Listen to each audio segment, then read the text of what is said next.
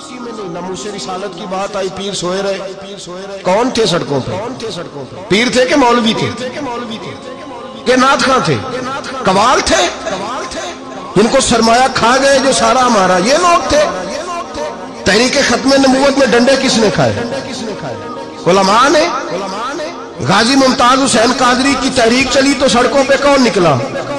تحریک ختم نبوت۔ بتاؤ نا کسی پیر کا بیان دکھاؤ مجھے جس نے کہا ہو۔ تھک گئے گلے، ہماری ریکارڈنگیں لا لا کے لوگ ہمیں سناتے ہیں، کہتے ہیں جناب آپ کی سخت تقریریں نوٹ ہو رہی ہیں اور سوشل میڈیا پہ دور دور جا رہی ہے، تھوڑی احتیاط کریں۔ تو میں نے کہا یار کس طرح احتیاط کریں؟ کیسے احتیاط کریں؟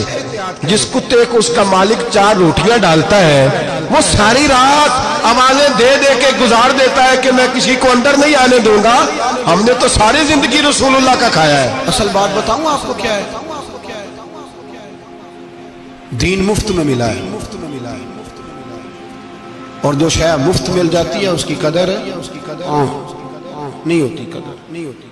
دین نبی دا ایک ہی جانن دنیا دار کمینے، دین نبی دا جانن والے سونگے وچ مدینے۔ تجھے کیا پتا، تجھے کیا خبر اس دین کی؟ خبر ہی نہیں میرے رسول پاک کا پسینہ کتنا بہا ہے۔ کبھی تیرا پھیرا لگے تو احد کے پہاڑ سے جا کے پوچھنا نبی پاک کا خون کتنا بہا ہے۔ کبھی ٹائم ملے نا ملک شام جاؤ اور حضرت بلال کی قبر پہ کھڑے ہو کے پوچھ دین کتنا قیمتی، اور پھر اس سے زیادہ بات پوچھنی ہو نا کبھی تو مدائن جا، حضرت سلمان فارسی کے مزار کے پاس ان سے پوچھ دین کی قیمت کتنی ہے۔ وہ تجھے بتائیں گے کہ کئی 100 سال لگ گئے نبی پاک کے قدموں میں پہنچنے تک، 100 سال، کئی 100 سال۔ اور اگر پھر بھی تجھے تسلی نہ ہو تو جنت البقیع میں جا اور سیدہ طیبہ طاہرہ حضرت فاطمہ الزہرا سے پوچھ، ان سے پوچھ بی بی اس دین کی قدر کیا ہے۔ وہ تجھے بتائیں گی کہ جب دین کے چہرے پہ سرخ رنگ بھرنا تھا تو میں نے حسین کا خون دے کے بھرا۔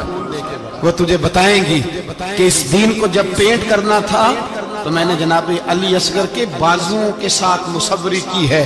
وہ آسان سمجھ رکھا ہے لوگوں نے، آسان سمجھ رکھا ہے، کہا تم کٹ گئے۔ اور آج اٹھنے والا صوفی اور درویش کہتا ہے سارے ایک ہی ہیں، سارے اسی کو مانتے ہیں۔ جس سیاستدان کا دل کرتا ہے وہ جا کے مندروں میں پوجا کر آتا ہے، جس کا دل کرتا ہے وہ جا کے ہندوؤں کی ہولی اور دیوالی میں شریک ہو جاتا ہے۔ سب ایک ہی ہیں۔ اگر ایک ہی تھے تو حسین کا علی اصغر کیوں شہید ہوا؟ اگر سب ایک ہی تھے تو جناب علی اکبر کیوں شہید ہوئے؟ سارے ایک ہی تھے تو پھر ٹھیک ہے، مست رہنا چاہیے تھا۔ یہ مذاق ہے اتنی قربانیاں؟ شرم ہی نہیں آتی بات کرتے ہوئے؟ جاگو اور اپنے دین کو سمجھو۔ میرے رسول پاک علیہ الصلوۃ والسلام نے جو دین دیا اس میں تسلب ہے، تسلب، کفر سے بیزاری۔ کتنی بیزاری؟ حضرت ام حبیبہ رضی اللہ تعالیٰ ام المومنین ہے، یہ ہماری اماں ہے۔ ام، ماؤں کے نام تو بچوں کو آنے چاہیے نا، یہ مومنوں کی ماں ہے، ابو سفیان کی بیٹی ہیں۔ حضرت ابو سفیان رضی اللہ تعالیٰ عنہ کی بیٹی، نبی پاک کی زوجہ ہیں، جناب امیر معاویہ رضی اللہ تعالیٰ عنہ کی سگی بہن، حضور کی زوجہ تھی، بہت بڑے امیر باپ کی بیٹی تھی۔ مدینے جب آئیں تو نبی پاک کے گھر میں غربت دیکھی، آزمائش دیکھی، کئی دنوں کے فقر اختیاری کے جلوے دیکھے۔ ابو سفیان ایک مذاکرات کے سلسلے میں مدینے آئے اور کہتے ہیں میں نے سوچا سیدھا اپنی بیٹی کے گھر جاتا ہوں، تو کہتے ہیں میں حضرت ام حبیبہ کے صحن میں داخل ہوا تو چارپائی پہ بستر بچھا ہوا، اور ام حبیبہ ایک سائیڈ پہ بیٹھ کر تو سوئی دھاگے کے ساتھ کوئی کام کر رہی۔ ابو سفیان کہتے ہیں میری بیٹی کی نظر پڑی تو ام حبیبہ جلدی سے اٹھی، اٹھ کے بستر جو چارپائی پہ بچھا ہوا تھا وہ بستر اٹھایا، لپیٹا، اندر لے گئی۔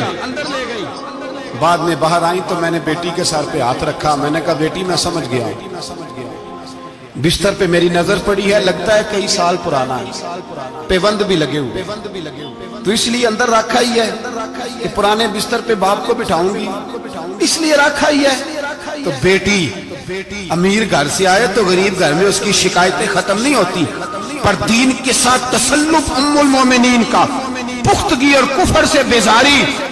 कहने लगी अब्बा जी अभी आप काफिर हैं ना, तो आपकी सोच अभी बदली नहीं। मैं इसलिए नहीं बिस्तर अंदर रख के आई कि आपके काबिल नहीं था, मैं तो इसलिए रखा यूं कि वो मेरे नबी का पाक बिस्तर है और आप नापाक है।